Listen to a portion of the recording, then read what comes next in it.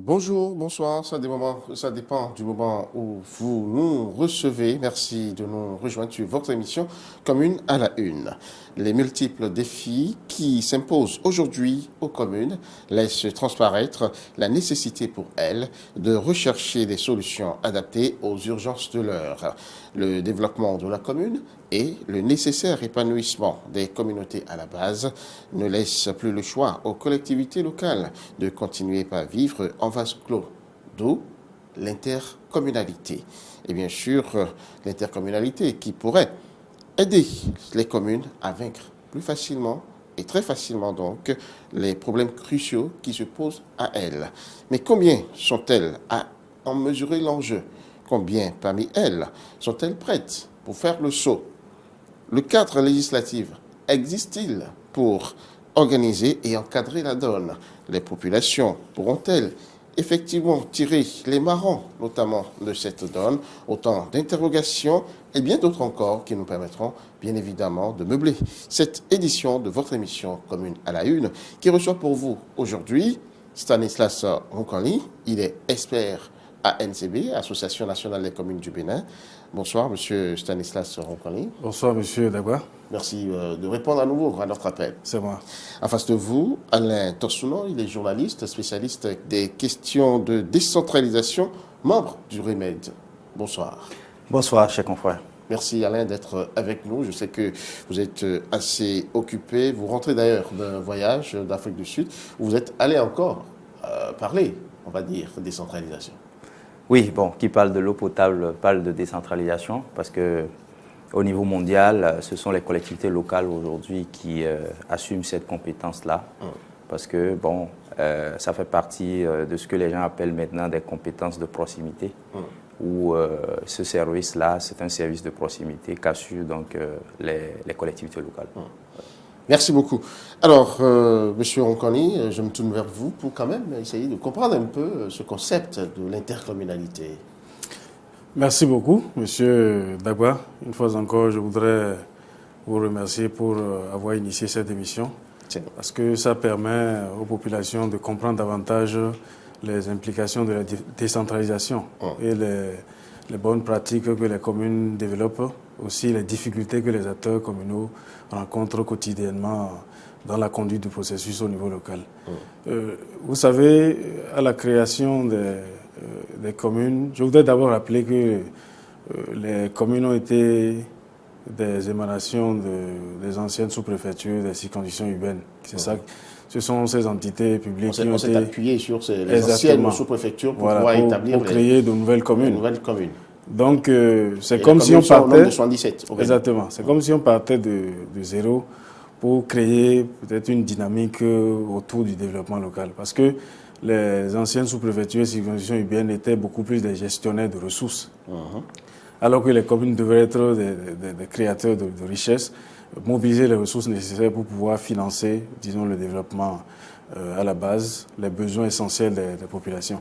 Donc, on a compris tout de suite que les laisser comme ça, les jeter comme ça, disons, dans les défis liés au développement local, elles ne vont pas s'en sortir. Donc, on a créé certains mécanismes dans l'intercommunalité, qui est une forme de coopération entre communes limitrophes ou proches. Disons, c'est une libre adhésion, en fait. Elles décident librement de se mettre ensemble pour pouvoir gérer des projets, gérer des services. Donc, c'est en fait ça l'intercommunalité. Et les organes issus de cette intercommunalité, c'est des établissements publics de coopération intercommunale, qui sont des organismes... C'est des organes qui sont créés pour pouvoir gérer l'intercommunalité. Pour pouvoir gérer des projets au profit des communes qui sont membres de cette intercommunalité-là, des services aussi, des équipements. Donc, les communes acceptent de se débarrasser d'une partie de leurs compétences. Ça peut être des compétences entières ou des matières de compétences. Il y a une différence. Pour mieux comprendre, de quoi parlez-vous concrètement? Voilà. Se séparer de certaines compétences, dans quel domaine par exemple? Voilà, je prends le domaine de l'éducation. Les communes qui sont membres d'une intercommunalité peuvent, disons, se débarrasser de leurs compétences, des trois différentes dimensions des compétences transférées aux communes sur le plan éducatif. il y a la construction des infrastructures, D'accord. l'équipement des infrastructures et puis l'entretien des infrastructures. Ça peut être les 3 dimensions là, les 3 aspects, mais les communes peuvent décider aussi de transférer une partie de cette compétence. Ça peut être seulement la construction. D'accord. Ou les 3, c'est-à-dire construction, Et là, équipement. elle garde les 2 autres. Voilà. Mais une fois que la commune accepte, disons, par le biais de l'intercommunalité, de se débarrasser de cette compétence-là, elle ne peut plus rien initier comme action dans ce secteur. D'accord. Voilà. Et là... Et ce n'est pas toutes les compétences qui sont concernées. Il y a les communes disposent de 3 sortes de compétences. Il y a les compétences propres, qu'elles gèrent entièrement. Il y a les compétences partagées, donc il y a une partie qui est gérée par l'État. Et il y a les compétences déléguées. Les compétences, dans le cas d'espèces, les compétences déléguées ne sont pas concernées. Quand on parle de compétences déléguées, c'est par exemple l'état civil, la police administrative et judiciaire. Donc ces compétences-là ne peuvent pas être transférées dans le cadre d'une intercommunalité. Mais ces compétences sont transférées à qui? Est-ce que c'est des organes privés? Non, c'est un organisme qui est créé, c'est ça que j'ai appelé EPCI, qui est un organisme, disons, doté de personnalité juridique et d'autonomie financière. Donc, on dirait normalement que c'est une autre forme de décentralisation, mais comme c'est conditionné à la volonté des communes de se mettre ensemble, et tant que les communes ne se décident pas à s'associer pour créer une intercommunalité, il n'y a pas de délégation de compétences. Donc, c'est quand on met en place cet organisme-là, qui est animé par les acteurs communaux eux-mêmes. C'est des conseillers communaux, des différents. Si c'est 3 communes, par exemple, qui décident de créer une intercommunalité, chaque commune doit déléguer un certain nombre de conseillers qui vont former ce qui convient d'appeler le conseil de communauté, qui est l'un des organes de l'intercommunalité. Il y en a 2. Il y a le conseil de communauté et il y a aussi le président de la communauté. C'est un peu comme la commune où nous avons l'organe délibérant qui est le conseil communal ou municipal et nous avons le maire qui est l'organe exécutif. Et comment ça fonctionne? Alors, tout comme le conseil communal, il n'y a pas une grande différence. La seule différence ici, c'est que c'est des conseillers qui émanent de plusieurs communes, à la différence du conseil communal. Donc, c'est des gens qui se réunissent périodiquement, trimestriellement, pour être précis, et qui font des délibérations. D'accord.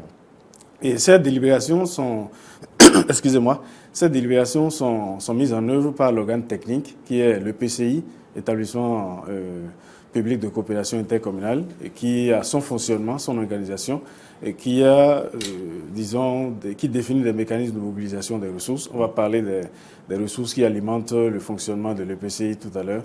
Donc, c'est des gens qu'on recrute au sein de cet établissement. C'est 4 techniques qui conçoivent des projets et qui conçoivent, disons, des procédures pour la gestion des équipements, des services au niveau de l'intercommunalité.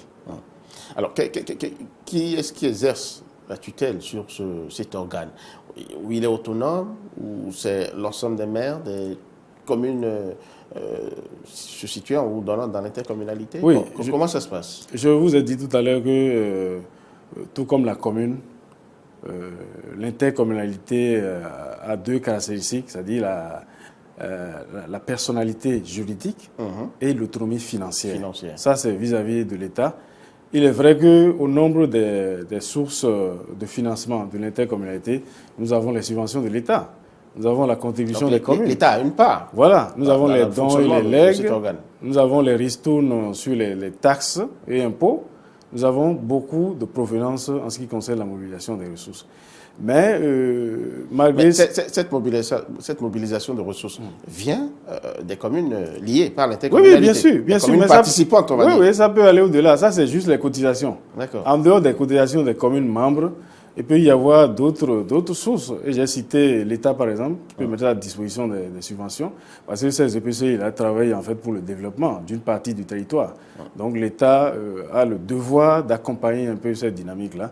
Et nous avons les autres formes, les autres sources, à savoir les partenaires techniques et financiers. Il y a les produits de vente des meubles, d'immeubles. Tout ce qui est identifié aujourd'hui comme source de financement des communes, c'est quasiment la même chose au niveau de l'intercommunalité. Alors, Alain Torchonnon, l'intercommunalité telle que définie avec les éléments caractéristiques et tout, est-ce que vous pensez que ça répond à des besoins à la base au niveau de nos communes? Non, je crois que même pour les pays qui nous ont précédés dans ce processus-là, il faut dire que le besoin s'est fait sentir à un moment donné. Surtout, comme il a dit, nous sommes partis à la décentralisation en ne considérant pas ce qu'on appelle les espaces partagés de développement. C'est-à-dire que le découpage qui a été fait ne répondait pas aux exigences en matière d'aménagement du territoire. Donc, l'intercommunalité, de ce point de vue... M. Moukani, il a dit tout à l'heure... Oui, il a dit, c'est les anciennes sous-préfectures qu'on a érigées aujourd'hui transformées en communes. Donc, ça ne répond pas forcément... Non, c'est un problème à la base. C'est un problème à la base. Ça ne devrait pas être comme ça. Hein, parce que quand on prend une commune, c'est un territoire de développement. C'est-à-dire qu'on ne devrait pas morceler le territoire sans considérer un peu... faire en sorte qu'effectivement, qu'au niveau de ce territoire, qu'effectivement, il y ait des ressources, il y a un potentiel pour assurer le développement et autres. Mais la loi 2009-17 du 13 août 2009, l'intercommunalité, donc après la mise en route de la décentralisation, est venue un peu avec l'intercommunalité pour un peu répondre à ce besoin effectivement, de faire en sorte que les communes se mettent ensemble dans une forme de coopération afin de répondre aux exigences de développement. Parce que quand vous prenez les communes... Est-ce que la loi que vous venez de citer, là, est-ce qu'elle régit effectivement l'intercommunalité? Oui, c'est la loi qui régit l'intercommunalité. Donc, elle a été adoptée, elle a été adoptée en 2009. Ça a été un besoin exprimé par les acteurs, les acteurs du monde de la gouvernance locale, parce qu'à un moment donné, les communes, prises individuellement, n'étaient pas en mesure et en capacité, effectivement, de répondre, notamment aux services, mais aussi de pouvoir mobiliser des ressources conséquentes pour envisager, effectivement répondre aux besoins et aspirations des populations. Donc, il faut donc comprendre que l'intercommunalité, c'est une réponse à l'émiettement des communes et l'intercommunalité vient un peu pour corriger ce mauvais départ qu'on a pris en ce qui concerne l'aménagement du territoire. Donc, c'est ça qui a amené un peu, avec l'intercommunalité, on a pu, dans notre pays maintenant, de façon progressive, avoir des espaces, des espaces de développement partagés, des espaces de développement partagés qui répondent. Bon, c'est vrai que c'est des communes souvent voisines, mais c'est souvent un peu pour valoriser un peu le potentiel de ces espaces-là que constituent où les communes sont mises ensemble dans une forme de coopération. Ce qui est en fait l'avantage ou sinon les avantages d'une intercommunalité, c'est d'abord que les communes mutualisent ce qu'elles ont comme ressources pour répondre à des problèmes communs qui leur sont communs. Quand vous prenez par exemple, elle s'impose même parfois, cette intercommunalité s'impose même parfois à un certain nombre de communes. Quand on prenait la ville de Cotonou par exemple, avec les déchets solides ménagers, à un moment donné, la ville de Cotonou n'avait pas d'espace pour une décharge. Voilà. Lorsque les Canadiens ont voulu nous accompagner la ville, pour pouvoir créer, c'est-à-dire la décharge finale, il n'y avait pas d'espace. Cotonou n'avait pas d'espace. Cotonou a été obligé d'aller négocier avec la ville de Ouida pour qu'on ait une décharge pour avoir un espace dedans. Donc, l'intercommunalité, c'est grâce à l'intercommunalité, par exemple, parce que la commune de Ouida pouvait dire non, moi je n'accepte pas. Donc, je crois qu'il faut comprendre que l'intercommunalité offre donc la possibilité aux communes de se mettre ensemble pour gérer les services ensemble, mais aussi pour développer un certain nombre de projets à vocation au-delà d'une commune. Est-ce que vous voyez? Donc je crois que c'est important. Elle offre beaucoup d'opportunités. On peut citer aussi le cas de la ville de Cotonou et Aboubey-Calavi. Donc, pour le cimetière d'Adjabo, je crois. Absolument. Donc on peut multiplier des exemples comme ça pour dire qu'effectivement, qu'à un moment donné, la coopération intercommunale s'impose aux communes. Mais en dehors de ce besoin-là, il faut dire que les communes doivent viser plus loin en élaborant des projets structurants qui permettent, par exemple, vous voyez, il y a en matière de pistes rurales, vous voyez, il y a des communes, par exemple, avec leurs maigres moyens, qui parfois vont acheter une machine, une grosse machine et autres, mais qui n'arrivent pas à l'exploiter. Qui n'arrivent pas à exploiter convenablement. Voilà. Or, Après, dans le cadre d'une coopération intercommunale, la seule machine peut faire le travail au niveau de 2-3 communes. Donc voilà un peu des possibilités de gestion de services. Et l'autre chose, c'est que lorsque les communes transfèrent donc, les compétences dans des domaines qu'elles ont bien voulu, c'est que on peut avoir des équipes en termes de ressources humaines, d'avoir des ressources humaines de qualité. Parce que si une commune doit, par exemple, recruter un cadre, ça coûte cher pour la commune. Mais lorsqu'on mutualise les ressources, le seul cadre peut intervenir au niveau de 2-3 communes.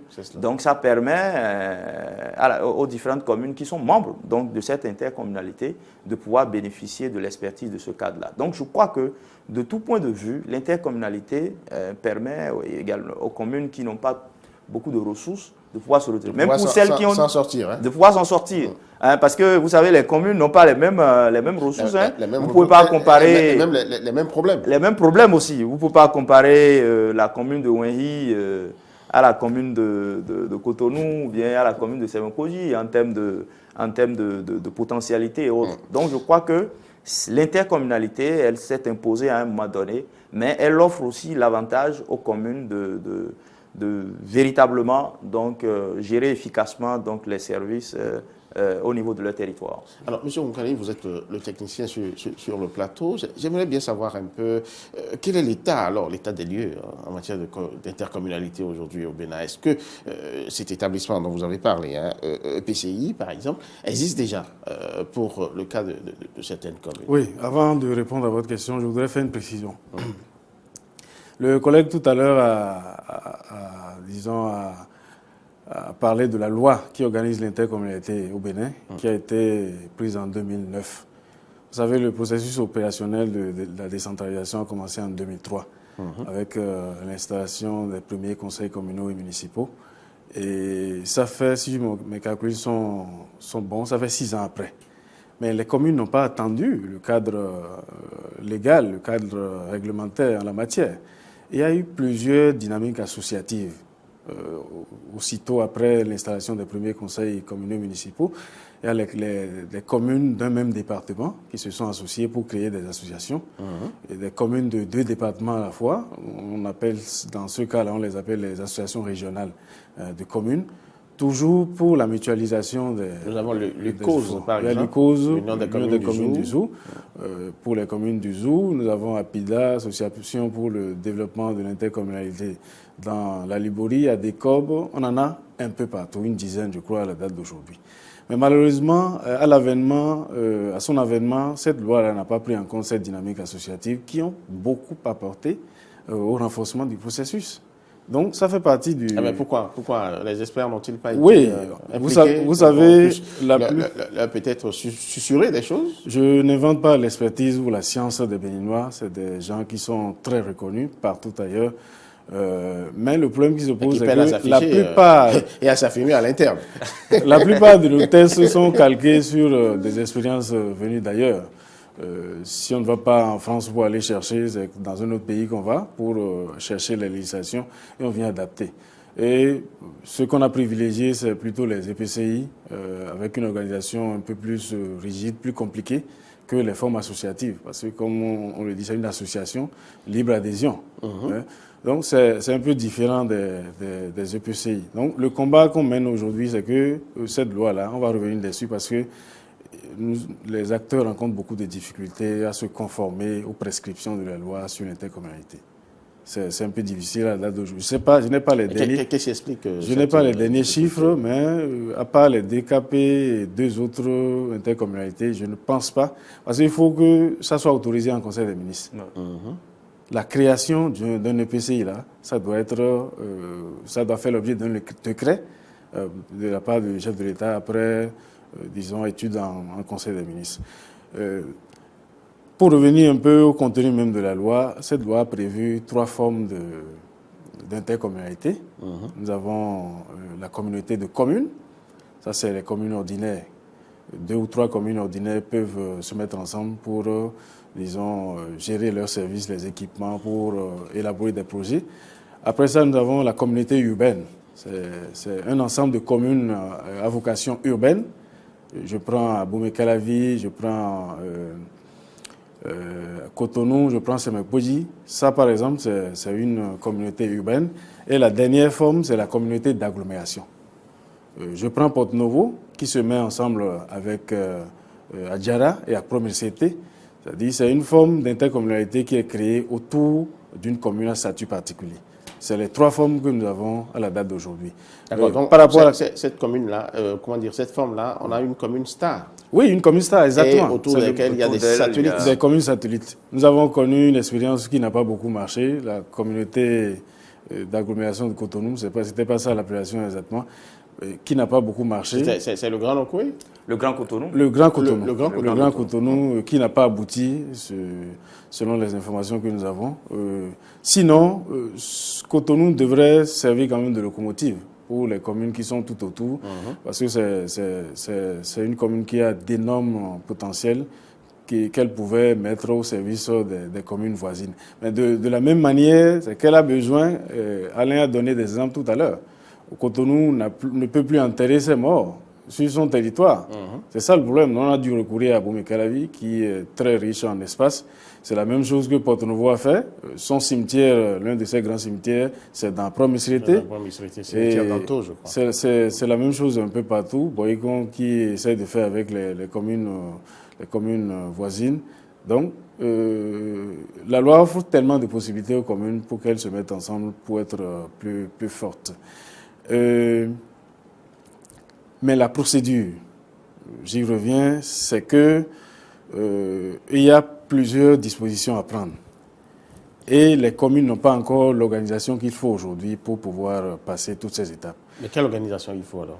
Oui, et d'abord chaque commune doit délibérer au sein de son conseil communal pour dire que désormais je laisse une partie de mes compétences, d'accord, au profit de l'intercommunalité que nous allons mettre en place. Ensuite, dès que le PCI est créé, il faut un minimum de moyens pour démarrer, n'est-ce pas? Donc, vous voyez, la plupart des communes aujourd'hui, les communes ordinaires n'ont pas suffisamment de moyens. Si le FADEC n'existait pas, le FADEC c'est le Fonds d'appui au développement des communes. Tout à fait. S'il n'existait pas... Le fonds qui a fait couler beaucoup d'encre et de salive. Voilà, avec les affaires de détournement, de mauvaise gestion, vous l'avez dit. Par-là. Voilà. Donc, il y a que les communes qui sont riches n'acceptent pas toujours de se sacrifier au profit des plus faibles. La loi même a proposé ou a prévu qu'une commune qui est créée, qui 3 ans après, quelques années après, n'arrive pas à survivre, qu'on l'annexe, tout ça là, mais à condition que les acteurs de cette commune-là en fassent la demande. Donc il y a toutes ces conditions qui font qu'aujourd'hui, c'est un peu compliqué. Nous, on a initié un processus en temps, on a demandé simplement de prévoir, disons, l'approbation de la création de cette intercommunalité au niveau départemental, d'autoriser le préfet à approuver la création, au lieu qu'on aille jusqu'en conseil des ministres. Parce qu'il y a plusieurs filtres à passer, et même quand on va au niveau du conseil des ministres, il faut étudier ça à fond, parce que c'est des compétences, de nouvelles compétences qu'on veut mettre à la disposition d'une structure située au niveau méso, un peu au niveau méso. Donc, il faut analyser tout ça. Et l'autre difficulté, par exemple, même pour les intercommunalités qui ont réussi à avoir leur billet, je parle des 2 KP, par exemple, composés de 3 communes, Kérou, Kouandé, Péonko. Il a fallu plusieurs mois, voire plusieurs années avant que cette intercommunalité ne dispose d'un comptable. Et nous parlons de gestion. Comment ça va fonctionner? Parce que la loi impose que ce soit l'État qui mette à disposition un comptable. Mais l'État a peiné pendant longtemps à mettre ce comptable. Oui, il a fallu qu'on... Qu'est-ce qui explique cette difficulté? Je ne peux pas dire avec certitude ces raisons. Peut-être mon collègue en sait quelque chose. Mais il a fallu plusieurs mois de plaidoyer pour que cela soit effectif.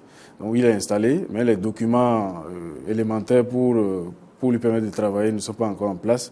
Donc c'est vraiment de la mer à boire pour les communes aujourd'hui qui ont envie quand même de travailler ensemble. Alors, Alain Tossounon, très rapidement, par rapport à ce cas précis, les 2 KP, qu'est-ce qui se passe pour que vraiment on n'ait pas une saine émulation?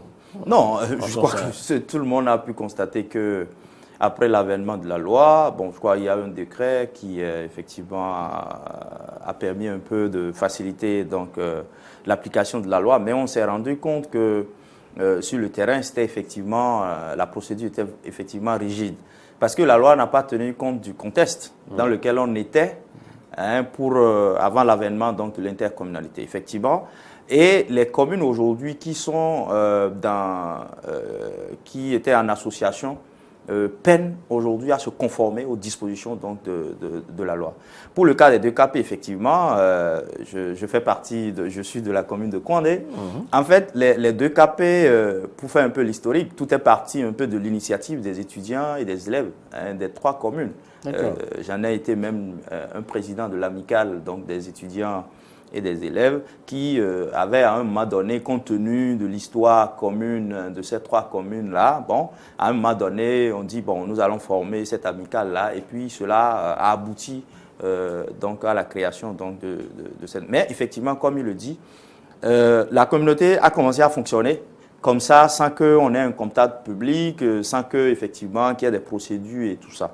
Ça a duré parce que notre administration, effectivement, d'abord, avant même que le Conseil des ministres n'autorise officiellement la création de cette communauté, ça a mis beaucoup de temps. N'eût été la contribution des partenaires au développement, ça aurait été vraiment difficile. Donc après ça, il y a d'autres communes qui sont encore dans le processus, effectivement. Je pense qu'il faut évaluer l'application de cette loi-là et s'il faut la corriger pour faciliter un peu, parce que les besoins se font sentir. Les communautés ont la volonté, les communes ont la volonté effectivement de se mettre en coopération. Donc je crois qu'il ne faut pas que la loi soit effectivement un handicap, un obstacle à cette volonté exprimée et manifeste des communes à effectivement se mettre ensemble pour faire face à leurs difficultés. Déjà avec les associations, elles arrivent à corriger un certain nombre de choses, à mettre en œuvre un certain nombre de projets, un peu partout dans tous les départements. Donc aujourd'hui, les associations fonctionnent mieux que les EPCI, parce qu'effectivement, déjà même que les EPCI, il n'y en a pas beaucoup, parce que la procédure, comme il a dit, elle est très rigide. Donc il faut qu'on évalue l'application de cette loi-là et voir un peu là où il y a effectivement, il y a des écueils, de les enlever. Parce que la loi ne peut pas être une barrière à la volonté des communes de se mettre ensemble. Parce qu'aujourd'hui, les communes ont compris que individuellement, elles n'étaient pas en mesure, en capacité effectivement de faire face aux problèmes. Parce que quand vous prenez la question des déchets solides ménagers, par exemple, c'est une question quand vous prenez des petites communes, je crois que avoir une décharge, que chaque commune, pris individuellement, trouve un espace pour la décharge. Tu vois, si on doit aller vers la valorisation de ces déchets et autres là, je crois que même, on peut pas, les investissements qui vont être faits ne seront pas effectivement rentables. Or, si 3 communes se mettent ensemble, on met ensemble leurs déchets, on peut procéder à la valorisation et tout ça. Donc, en termes d'équipement aussi et tout ça, donc, il faut absolument que l'État fasse en sorte que les communes effectivement aboutissent aux EPCI pour permettre effectivement de profiter disons, des différents avantages qu'offre la coopération intercommunale. Mais il faut aussi dire que, ce que moi je constate sur le terrain, c'est que les communes aussi sont réticentes et jalouses de leurs compétences.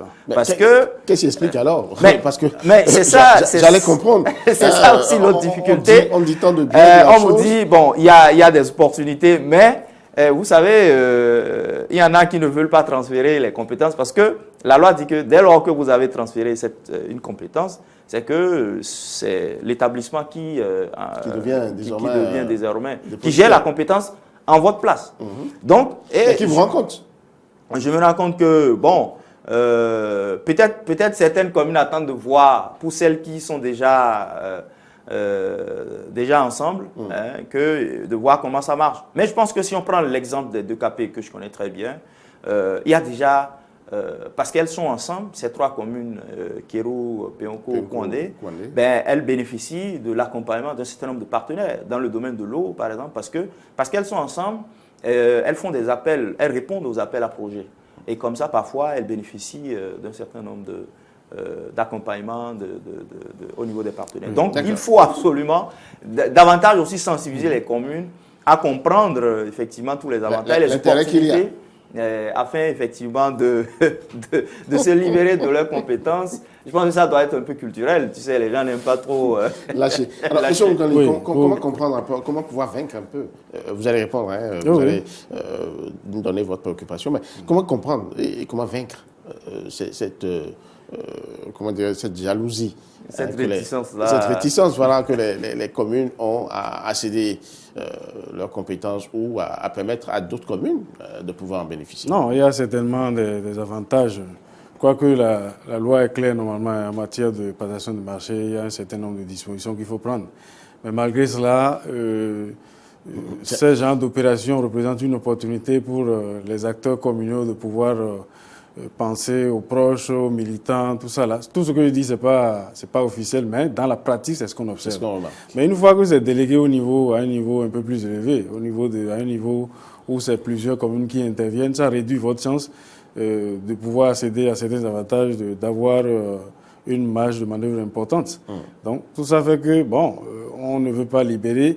Mais le problème, c'est que, je l'ai dit déjà, quand vous acceptez de vous mettre dans une intercommunalité autour d'une compétence, là, vous n'avez plus rien à faire là. Vous pensez à autre chose. Même si vous n'êtes pas satisfait des réalisations qui sont initiées dans ce cadre, de la gestion qui est faite des équipements concernés, vous ne pouvez rien faire. Il y a le collège, certes, des conseillers qui sont là, qui peuvent prendre des décisions pour faire changer les choses, mais ce n'est pas systématique.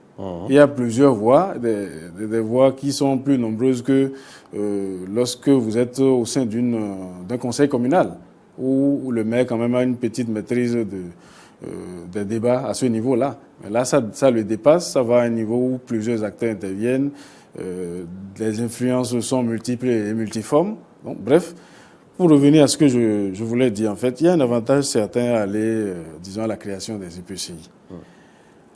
Par exemple, les EPCI sont autorisés à aller sur le marché de l'emprunt pour aller lever des financements. D'accord. Tout comme la commune. D'accord ? Il y a que les EPCI peuvent recevoir des subventions de la part de l'État et d'autres sources. C'est la différence avec les associations de communes. À la date d'aujourd'hui, ces associations ne sont pas financées directement par l'État. Elles se débrouillent pour mobiliser les ressources, mais malgré cela, si on compare les deux KP avant l'avènement de la loi sur l'intercommunalité et aujourd'hui, je crois que si les acteurs doivent être honnêtes, ils rencontrent plus de difficultés qu'avant aujourd'hui. Parce que c'était l'exemple type en matière d'intercommunalité, les 2KP. C'est une organisation séculaire qui a produit beaucoup de résultats. Il a dit tout à l'heure, les 2KP, c'est une région, je ne dirais pas marginalisée, mais qui a beaucoup plus de défis que les communes. Voilà. Qui a beaucoup plus de défis à relever que les communes du Sud. Donc, ces acteurs ont très vite compris, ils se sont mis ensemble. Même bien avant l'avènement de la décentralisation, il y avait déjà des dynamiques en place. Donc, c'est des gens qui ont appris... Pourquoi ça ne progresse pas? Qui ont appris à travailler. Non, ça progresse. Non. Il y a eu beaucoup d'acquis dans ce cadre. C'est parce qu'on leur impose pour pouvoir bénéficier de financements importants. C'est ça le défi fondamental. Vous devez vous conformer aux prescriptions, aux dispositions de la loi sur l'intercommunalité. Donc, ils ont voulu avoir plus de moyens, ils se sont mis dans ce processus, ça leur a créé toutes les difficultés, ils ont un comptable public aujourd'hui, malgré ça, ça ne prend pas encore.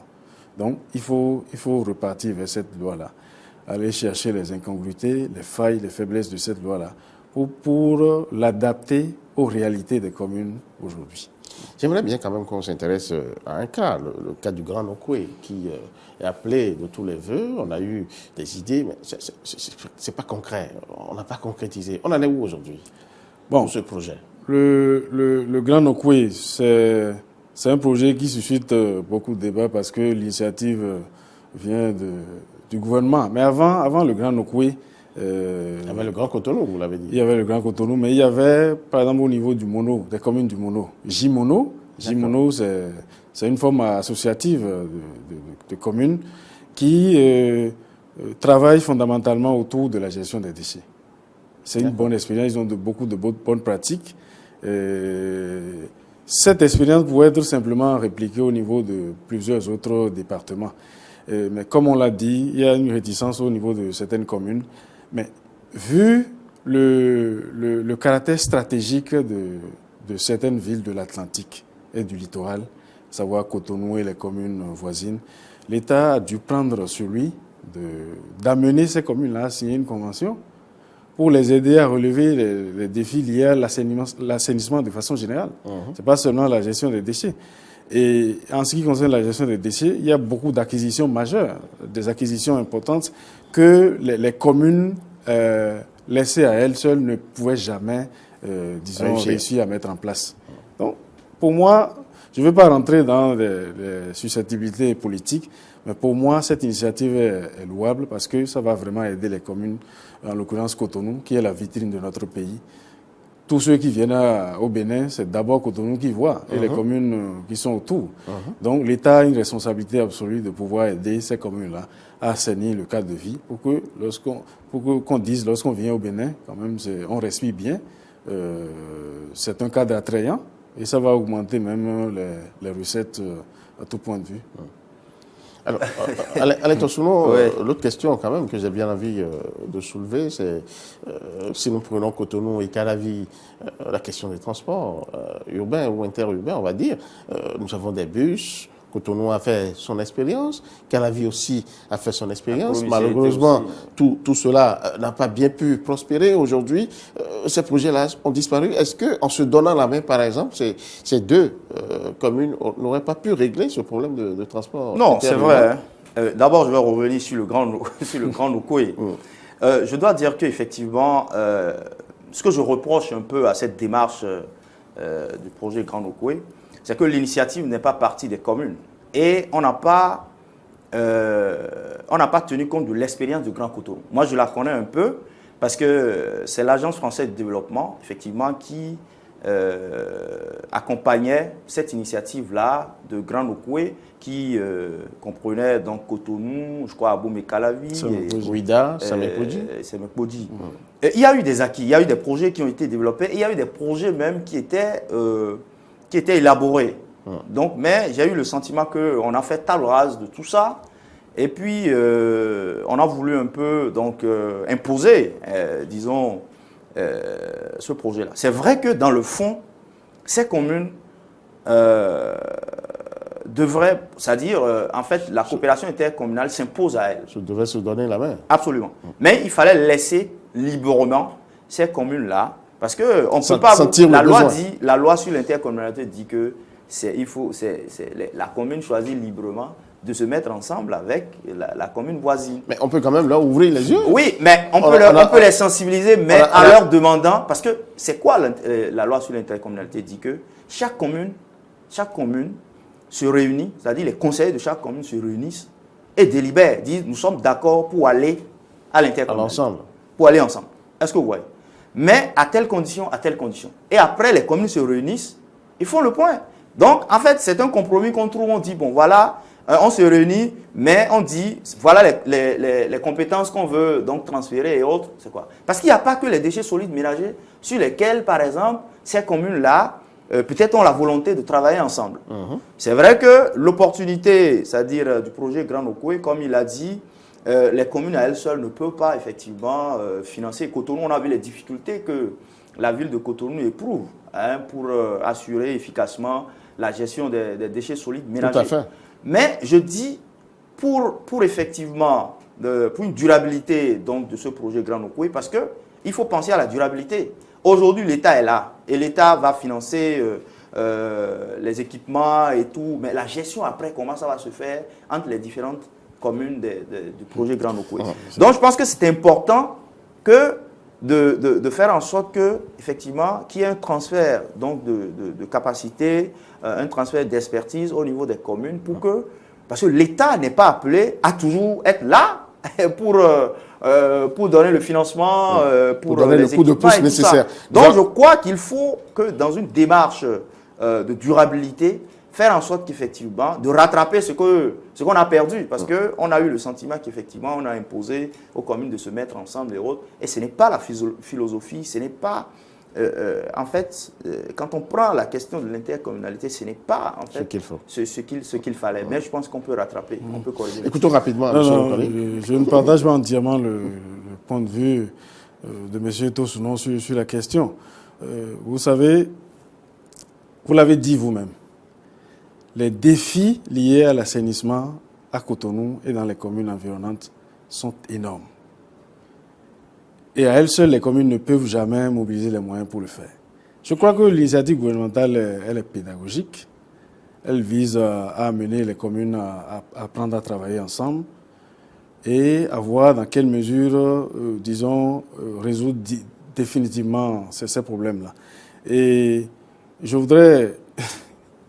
Vous m'avez fait un peu sourire tout à l'heure lorsque vous dites que l'État aurait dû attendre les communes. Non, je n'ai pas dit attendre. Nous avons parce que j'ai eu le sentiment... Le Grand Nokoué, on leur a imposé la convention alors que chaque commune, le conseil communal ou municipal de chaque commune devrait délibérer librement et s'exprimer par rapport à la proposition qui a été faite. Oui, mais on sait très bien... Je crois que cette démarche-là a été observée parce que chaque maire... Vous et moi, on n'a pas la preuve qu'un maire a été forcé pour signer cette convention-là. Et vous avez dit qu'on aurait dû les laisser faire. Mais ils ont attendu combien? Près de 15 ans. Il y avait le Grand Cotonou. La décentralisation opérationnelle a commencé en 2003. On a attendu 2017. Je crois que le Grand Nokoué, c'est à partir de 2017. Ça fait près de 15 ans après.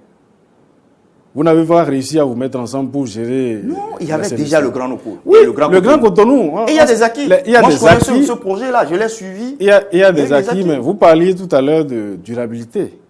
Pourquoi Grand Cotonou s'est arrêté?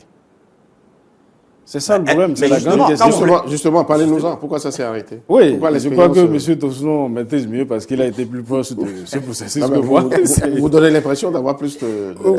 Non, c'est parce que sur les insuffisances, toutes les attentes n'ont pas été comblées. Non, ce n'est pas ça. Grand Cotonou s'est arrêté parce que le financement provenait de l'Agence française de développement. Oui, ça dit. Et j'ai bien peur que dans le cadre aussi du Grand Nokoué, qu'on aboutisse à la même chose. Parce que c'est quoi en fait? C'est un problème de financement. Les communes font face à un problème de financement. Donc, quand il y a un partenaire qui amène le financement et que le projet finit, donc il faut pouvoir prendre la relève. Il faut pouvoir prendre la relève. Et c'est pour ça que je dis, j'espère que, et j'ai bon espoir que dans le cadre du projet Grand Nokoué, ça ne va pas finir comme le projet Grand Cotonou.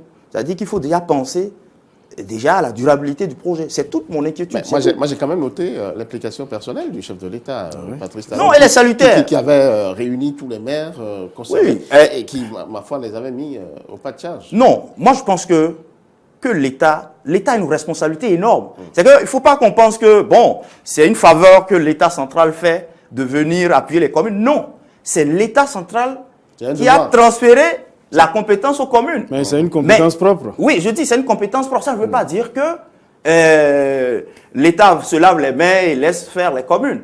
Les communes font partie de l'État. Donc l'État a toujours une responsabilité d'accompagner les communes.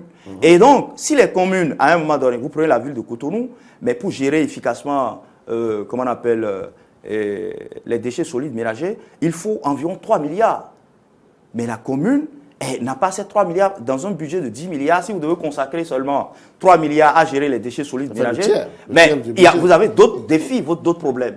Donc, il faut qu'à un moment donné, que l'État apporte quelque chose. Et c'est ce que, en fait, vous avez vu le projet, le PGDSM avec les Oxfam Québec, qui avait accompagné la ville de Cotonou. Mais lorsque le projet est terminé, la ville s'est retrouvée à un moment donné parce qu'elle n'avait pas suffisamment de ressources. Donc, je crois que l'État doit apporter. Mais je dis, l'État doit veiller à ce que les communes puissent librement et apprendre. Parce que si aujourd'hui, si l'État fait à la place des communes, le jour où l'État va se retirer, parce que l'État n'a toujours pas les moyens en tout temps. Donc, il faut faire en sorte, apprendre même à ces différentes communes du Grand Nokoué à aller rechercher aussi des financements extérieurs, à aller donc sur le marché de l'emprunt et tout ça pour qu'elles puissent elles-mêmes donc développer leurs capacités et autres. Parce que demain, l'État, aujourd'hui, le chef de l'État qui est là, il en fait une préoccupation. Mais rien ne dit que demain, quand un autre chef de l'État va venir, ça sera sa priorité. Donc, c'est pour ça que je pense que pour que ce projet Grand Nokoué réussisse, il faut écouter donc les différentes communes, qui, chacune d'elles, a développé une certaine expérience en matière de gestion de déchets solides ménagers. Et il faut pouvoir mettre ensemble cela et permettre que la voix de ces communes-là résonne et qu'on gère avec elles. Est-ce que vous voyez? Donc, moi, en fait, c'est des propositions que je fais parce que j'ai le sentiment qu'effectivement, que l'État central veut gérer à la place des communes. Et si on évolue comme ça, c'est que le jour où l'État va se retirer, c'est clair que les communes n'auront pas suffisamment, ne se seront pas appropriées toute l'expertise et tout ça. Donc, c'est un peu partout comme ça se passe. Non, je crois que cette seule expérience ne peut pas nous amener à dire que l'État veut gérer à la place des communes. C'est pour pousser les communes. Vous savez, il y a plusieurs dizaines de tonnes, pour ne pas dire des centaines de tonnes de déchets qui sont produites chaque jour au niveau de Cotonou et des communes environnantes. Donc, chaque commune prise individuellement n'a pas les moyens de pouvoir, disons, traiter ces déchets-là. Donc, c'est bien d'encourager cette dynamique-là. La volonté politique, c'est très important. Si le chef de l'État s'investit personnellement dans ce projet, c'est que les communes ont plus de chances d'accéder à des financements importants. Parce que le chef de l'État a une grande capacité de mobilisation des ressources. Ouais. Voilà. Donc, quand on aide les communes à faire, je crois que de 2018 jusqu'en 2021, je crois qu'on a au moins 3 ans pour quand même amener les communes à pouvoir, disons, bien apprendre. Mais pourquoi a-t-on l'impression que rien ne bouge de ce côté-là, du côté du Grand Nokoué? Non, ça bouge. Il y a eu plusieurs, j'ai dit tout à l'heure qu'il y a eu plusieurs acquisitions des engins lourds. On ne voit rien. Si, je crois que il y a eu une opération d'attribution d'engins aux communes membres. Un travail a commencé, je crois que c'est sur la durée que ça va se faire. Moi, je propose même qu'on étende ça à d'autres communes. Pourquoi pas? Contrairement à mon frère Alain qui... Non, je n'ai pas dit que l'expérience n'est pas bonne. Oui. Mais moi, je pense qu'il faut mettre au cœur... C'est reparti alors. Non, mais au cœur de la mise en œuvre du projet, il faut que les communes soient là. Parce que c'est elles qui sont appelées... En fait, il faut les responsabiliser. C'est un projet. Le projet a une durée de vie. Mais après, lorsqu'on va laisser les communes... Donc, c'est pour ça, moi, je pense qu'il faut mettre les communes au cœur. Oui. Parce que ce qui se passe un peu partout dans les autres pays, moi, je connais un peu l'expérience d'Alexandrie, qui fait plus de 6 millions d'habitants. Nous avons étudié un peu par rapport à la gestion des déchets solides ménagers et tout ça. Par exemple, mais c'est la ville, elle, qui va chercher un partenaire privé parce que il faut pouvoir suivre. Et les communes n'ont pas souvent cette capacité-là de bien suivre. Est-ce que vous voyez le suivi et tout ça? Donc, je crois que c'est là où je dis, quand on prend l'expérience des autres villes et autres, il est important que la commune, dès le début, soit associée. La ville de Cotonou a développé une expérience très intéressante. La ville de Ouagadougou est venue s'inspirer de la ville de Cotonou. Mais à un moment donné, après le projet, après l'accompagnement de Osfam Québec, mais vous avez vu le zonage qui est fait. D'accord. Et toute la filière. Et toute la filière a été... C'est une filière qu'on a créée. On est passé de la pré-collecte à la collecte et puis à la décharge finale. Tout ça là, la ville de Cotonou était en avance par rapport donc, à la ville de Ouagadougou et autres. Donc je pense que ce que je dis, et j'espère, j'ai bon espoir que, effectivement, dans la mise en œuvre, que les acteurs communaux seront au cœur de la mise en œuvre pour permettre un transfert donc effectivement d'expertise et autres, pour qu'après, elles puissent être en mesure de continuer le travail et d'assurer de façon qualitative, parce que c'est un défi à relever. Alors, à présent, nous allons tirer un peu les conséquences de cette émission et... En parlant de conséquences, je voudrais bien qu'on aborde les perspectives. Est-ce que l'intercommunalité a de beaux jours devant elle au Bénin? Oui, la perspective fondamentale, c'est la relecture de la loi sur l'intercommunalité. La loi portant modalité de l'intercommunalité au Bénin. Encore une fois? Oui, encore une fois. Apparemment, c'est très important. Cette relecture tient en suspens beaucoup de choses. Parce que je vous ai dit, cette loi a été adoptée ou promulguée en 2009, n'est-ce pas?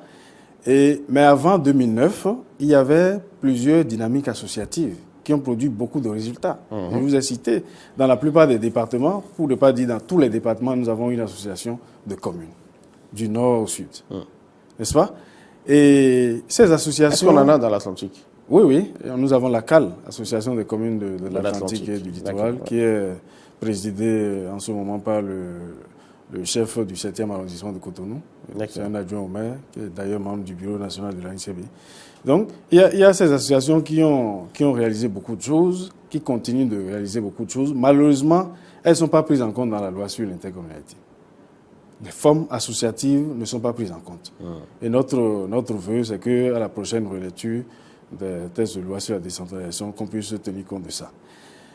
Ensuite, par rapport au financement, nous avons connu le cas des communes. Pendant une quinzaine d'années, la loi a prévu que les communes accèdent aux financements internationaux, mais rien n'est fait. Il y a quelques communes qui ont essayé, Parakou, Porto Novo et autres, ça n'a rien donné. Je ne souhaite pas que ça soit la même chose pour les intercommunalités, parce que la loi a prévu la même chose. Donc que l'État puisse vraiment s'impliquer dans l'opérationnalisation des dispositifs prévus par cette loi-là, pour qu'effectivement la mutualisation des ressources et des potentialités puisse être une réalité. Alain Tossono ? Non, mais je partage absolument la question de la relecture de la loi doit être... Aujourd'hui, c'est une priorité et pour faciliter, pour permettre aux communes, effectivement, qui ont la volonté de se mettre ensemble, effectivement, d'aboutir à la coopération intercommunale. L'autre enjeu, c'est que les communes, à leur niveau, doivent travailler à mieux connaître leur potentialité. Parce que lorsque vous voulez créer le PCI et tout ça, il y a la question des ressources. Donc je crois qu'il faut pouvoir identifier les niches, là où vous pouvez aller retrouver les ressources et tout ça, mais il faut déjà connaître le potentiel. Et il faut travailler à faire en sorte que disons, cette intercommunalité répond aux espaces partagés de développement. Il y a un travail qui avait été fait par la délégation à l'aménagement du territoire et qui avait identifié un certain nombre d'espaces de développement. Aujourd'hui, on a le sentiment que, les communes se mettent ensemble sans pour autant prendre en compte ces espaces-là. Or, la question des espaces partagés de développement, c'est que déjà, on a identifié un certain nombre de potentialités. Sur lesquels donc la coopération intercommunale doit s'appuyer pour pouvoir effectivement réussir. L'autre chose, il a dit, l'État doit se porter garant en ce qui concerne l'emprunt. Parakou a fait la tentative, Cotonou, mais l'État n'aime pas se porter garant. Aujourd'hui, l'État va chercher lui-même des financements au niveau du marché financier de l'UEMOA et tout ça, mais l'État empêche les communes d'y aller. Je crois que... Pourquoi vous le dites? Oui, mais parce qu'on a connu des cas où... On a beaucoup de maires aujourd'hui qui voyagent... Non, mais ce n'est pas la coopération décentralisée. Ici, c'est le marché. Donc, c'est l'emprunt, c'est-à-dire le marché financier. D'accord. Donc, on dit qu'on donne la possibilité aux communes d'aller sur le marché. La commune n'a pas encore la personnalité juridique? Non, la commune a la personnalité juridique. La commune peut aller sur le marché financier. La loi l'autorise. Mais l'État doit se porter garant. D'accord. Et c'est cette garantie-là que l'État se refuse souvent de faire. Donc je crois qu'il est important qu'on permette, parce que les communes ont besoin aussi de ressources. Donc je crois que l'État doit renforcer, parce que en fait, l'État est réticent par rapport à la gestion qui doit être faite des ressources et par rapport donc, au remboursement. Donc l'État peut dire, ok, j'accepte, mais je mets en place un certain nombre de dispositifs pour pouvoir faciliter donc l'accès à l'emploi. Merci à vous, Alain Tossono. C'est bien noté, le rôle de l'État dans la recherche de financement par les communes. Ça fera l'objet d'une prochaine émission, notamment Commune à la Une. Merci à vous d'être venu à nous. Je rappelle, vous êtes journaliste, spécialiste des questions de décentralisation. Vous êtes membre du REMED, le réseau des médias pour la décentralisation. En face de vous, il y avait M. Stanislas Roukanli. Il est expert de la NTB, l'Association nationale des communes du Bénin. Avec vous, nous parlions de l'intercommunalité qui reste une réalité et une quête au Bénin, parce que nous notons quand même quelques réticences de la part des communes à y aller, parce que jalouses certainement de certaines de leurs compétences, mais l'expérience des 2KP est donc à repiquer sur toute l'étendue du territoire national pour aider vraiment à, bien évidemment, à la réussite de l'intercommunalité. Merci d'avoir été avec nous.